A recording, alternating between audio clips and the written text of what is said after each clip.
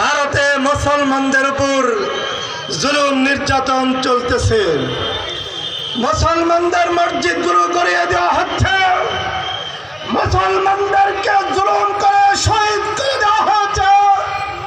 আজকের এই সম্মেলন থেকে স্পষ্ট ভাষায় বলতে চাই, অতি রিকশা মার্কা, গরিবের মার্কা, ধনীর মার্কা, আলেম ওলামার মার্কা, কৃষক শ্রমিকের মার্কা, সর্বস্তরের জনগণের মার্কা, আগামী নির্বাচনের মার্কা।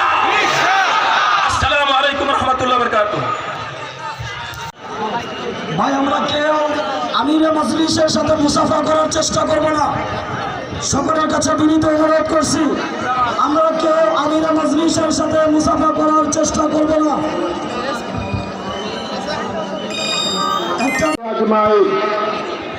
বাংলাদেশ খেলাফত মজলিস সিরাজগঞ্জ জেলা শাখা আয়োজিত আজকের এই ঐতিহাসিক গণসমাবেশের সংগ্রামী সভাপতি মঞ্চে উপস্থিত আছেন খেলাফত মজলিস এবং অন্যান্য ইসলামী দলগুলো, বাংলাদেশ জাতীয়তাবাদী দল সহ সকল রাজনৈতিক দলের সংগ্রামী নেতৃবৃন্দ, হযরত উলামায়ে ইকরাম, সমবেত ভাই সাহেব, আল্লাহ তাআলার দরবারে শুকরিয়া আদায় করছি। দীর্ঘ